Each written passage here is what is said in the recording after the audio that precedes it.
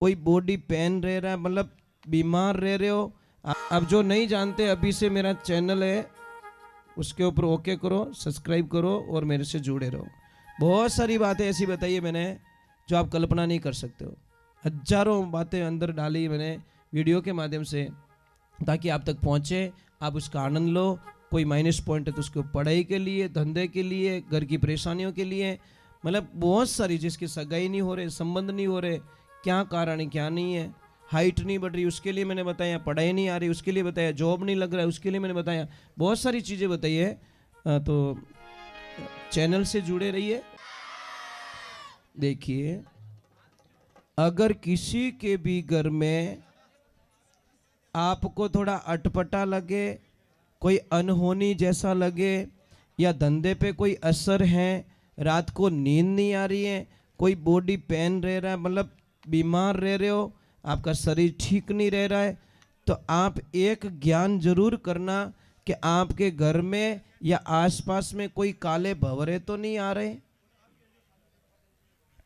समझ में आ रहा है कि नहीं आ रहा है? अगर ऐसी कोई स्थिति बन रही है या काले भंवरे आ रहे हैं, तो आप हमें थोड़ा कांटेक्ट करना। मैं आपको कोई न कोई ऐसी साधना बताऊंगा कि वो समस्या आपकी सॉल्व हो जाएगी। समझ में आ रहा है कि नहीं आ रहा? मतलब चाहे धंधे पे असर हो, चाहे खेती पे असर हो, चाहे कोई गाय भैंस रख रहा है, वो दूध मतलब जितना देना चाहती वो नहीं दे पा रही है और जल्दी से दूध से चली जाती है। मतलब बहुत सारी समस्याएं होती है, किसान भाइयों को बहुत सारी समस्याएं होती है। तो अगर कोई समस्या ऐसी हो तो मुझे ज़रूर मैसेज छोड़ देना। मैं आज नहीं तो 10 दिन नहीं तो 15 दिन बाद में भी आपको मैं वापस मैसेज पे कोई न कोई जवाब दे दूँ, क्योंकि कॉल तो मैं सबका अटेंड नहीं कर पाता। मेरी कुछ मजबूरियां होती है कि इतने फ़ोन में अटेंड नहीं कर सकता। कभी कभी हाथ में होता है फ़ोन तो मैं अटेंड हो जाता है, कभी नहीं होता, मेरी मजबूरी होती है। और दूसरे नंबर मैं आपको एक और प्रार्थना करना चाहता हूँ। शायद मुझे अभी भाई साहब ने बताया, यहाँ पे मैं शायद 2 या 3 साल पहले यहाँ पे नज़दीक में कहीं सत्संग में आया था। मैं वो तालाब के पास में बांध की वो है ना, हाँ पता नहीं किन के घर पे आया था मैं, है ना, आया ना, हाँ शायद वो भाई साहब ने बताया था मुझे, अभी याद दिलाए। तभी इन लोगों ने बोला था, ये गाड़ी में आ रहे थे तब बोला गुरुजी इस रास्ते हम आए हुए हैं, मतलब कहीं कहीं सत्संग में आए हुए हैं। मैंने बोला भाई पता नहीं यार, तुम जानो, मैं तो इतना याद भी नहीं रहता मुझे। हाँ, तो वो 1.5 किलोमीटर दूर ही है बोलते हैं यहाँ पे। तो वहाँ पे मैं आया था उनका गृह प्रवेश में। एक मेरी प्रार्थना रहेगी, किसी के भी कोई भी प्रॉब्लम्स हो, कोई भी समस्या हो, आप भगवान के विश्वास को मत छोड़ो। आप अगर आस्था रख रहे हो तो पूरी रखो। कहते हैं कि नारद जी है ना, नारद जी भगवान शंकर के दरबार जाते हैं कैलाश, और नारद जी शंकर भगवान और मां पार्वती बड़े प्रेम से, आवाज मत कीजिए, बड़े प्रेम से बैठे। और नारद जी को यह बात अच्छी नहीं लगी कि ये दोनों जना इतना प्रेम क्यों बैठा है, इतना प्रेम क्यों रेवे। तो जाए और महादेव जी को बोलते हैं नारद जी, कि नारद जी बोले कि भगवान मैं आप दोनों के बीच में अगर झगड़ा करवा दूं तो? भगवान भोलेनाथ बोले इस जन्म में तो हो नहीं सकता, हम दोनों कभी झगड़ भी नहीं सकते। नारद जी ने बोला कोई बात नहीं, मौका आने दो, ये मेरी गारंटी, दोनों के बीच में झगड़ा करवा दूंगा। और नारद जी का काम क्या है, वो एक गाय नहीं दूते तब तक बैठते नहीं है। उनको श्राप लगा हुआ है राजा दक्ष का, एक गाय को दूध निकालते हैं तब तक ही वो बैठ सकते हैं, फिर उनको भागना पड़ता है। इसलिए वो एनी टाइम चलते रहो नारायण नारायण। और भगवान शिव को अगर खुश करना है ना, भगवान शिव की कृपा पानी है, तो राम नाम का सुमिरन करो, क्योंकि भगवान शिव खुद कह रहे हैं कि मैं राम नाम का सुमिरन करता हूं। अगर राम जी की कृपा पानी है तो भगवान भोलेनाथ का सुमिरन करो।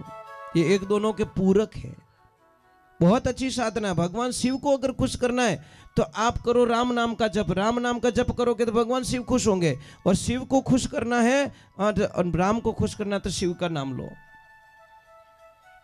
तो अब देखो वक्त बीत जाता है। एक दिन जाते नारद जी, माँ पार्वती जी लकड़ी लेने के लिए गए और जाके बोले मैया कैसे हो? कि गुरुदेव मैं बहुत अच्छी हूँ।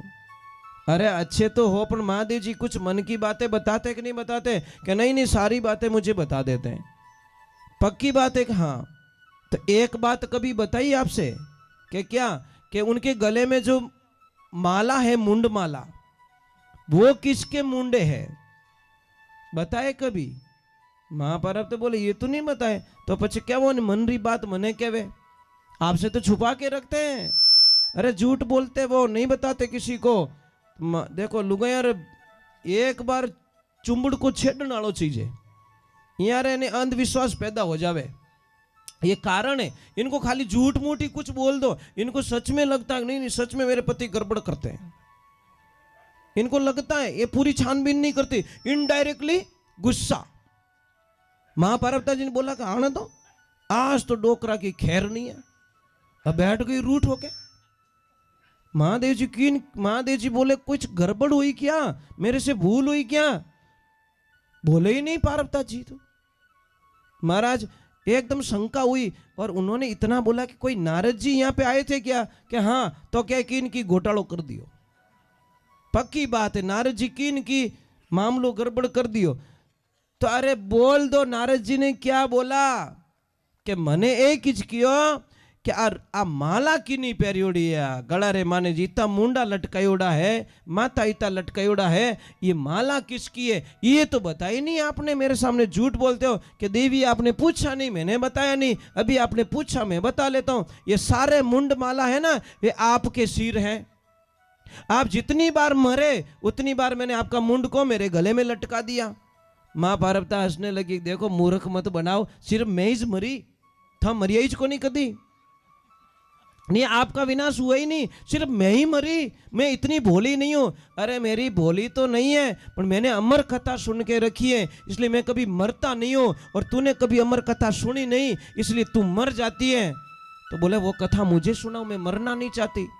तो मैंने बहुत बार सुनाने की कोशिश की, पर आपने सुनी नहीं। हे देवियों, अमर कथा होती है भगवान की कथा, रसपान करता भागवत होती है, अमर कथा होती है, उसको सुनो, ध्यान से सुनो। तो कई बार क्या करते हैं हम, छोटी छोटी बातों पे गलती कर देते हैं, बहुत बड़ी भूल कर देते हैं। आप इतने बच्चे बैठे हैं, आप अपने बच्चों को पूजा पाठ सिखाते हो, गायत्री मंत्र सिखाते हो, उनको ऐसा नियम सिखाते हो कि बेटा सुबह क्या करना चाहिए, जय श्री कृष्ण बोलना चाहिए, राधे राधे बोल, अनो तो हाय हेलो। और बड़ी मेहरबानी हुई मोबाइल की, इतनी कृपा हुई है कि तुम्हारे बच्चे तुमसे दूर चले जाएंगे। मोबाइल के अलावा उनको कुछ नहीं चाहिए। अबे माँ बाप इतना खरा लागे टाबरों ने, जिन्हें आप कल्पना नहीं कर सको। मोबाइल नहीं दियो रहे ना तो साहब वो टाबर कांटा कहीं डिसीजन लेवे। इस मोबाइल ने हमारी जिंदगी को खराब करके रख ली महाराज। और मोबाइल जब तक हमारी जिंदगी में रहेगा, हमारी जिंदगी की बर्बादी दुनिया में कोई ताकत नहीं रोक सकती। क्योंकि ये आया हमारी लाइफ में, बोलता मैं ना तो सोने दूंगा, ना तुझे खाने दूंगा, ना तुझे सच बोलने दूंगा, मैं तेरी जिंदगी को रोड पे लाके खड़ा कर दूंगा। और कर दिया मोबाइल ने। बस एक ही बस किन्हों मैसेज नहीं आयो रे तो रोटियां नहीं भावे किने तो कि आज तो मैसेज आई को नहीं भाव, मोबाइल ने चाट ले घणो ही आई आनंद। ये तो हमारा राम ने याद कर लो यार, ये तो हमारा भगवान ने याद कर लो, वो तो मिस उन्हें कर दो। लेकिन फिर आई मिस यू तो भगवान ने कह दो ना आई मिस यू। हे परमात्मा मैं तेरे बिना नहीं रह सकता, इन डब्बा बिना तो रह जाऊं, पर मैं तेरे बिना नहीं रह सकता। तब जाके भगवान बोले अब तू मेरा हो गया और मैं तेरा हो गया, तब जाके आनंद आएगा महाराज। मोबाइल में रिचार्ज खत्म हो गया रहने, रात नींद ही नहीं, बेटा मैसेज करके रिचार्ज कर अबे रोबे मारे अर्जेंट है। ओ मन डिस्चार्ज होवे तो इस मन को चार्ज करना है तो सत्संग में ले जाओ, हरि कथा सुनाओ, भगवान के भजन सुनाओ, तब जाके मन चार्ज होगा और भगवान रो बैलेंस आई महाराज। थोड़ा तो राम जी रो नाम रो बैलेंस डालो कानों में, सुबह सुबह राम जी रो भजन लगाए तो टाबरों हुआ भी को नहीं कि प्लीज। आजकल की बच्चियों ने मम्मी को आम बढ़ाई दे कहें कि please mom not disturb me. Mummy क्या कोटा कहीं लफड़ो ठाई नहीं पड़े। बेटा एक ध्यान रखना, जो पापा मम्मी का कहना नहीं मानते उन बच्चों की बर्बादी दुनिया में कोई मिटा नहीं सकता, वो बच्चे बर्बाद हो जाएंगे। जो बच्चों अपने माँ बाप ने सतावे वो बच्चों किन्नू ही नहीं हो सके महाराज, एक ध्यान रखना।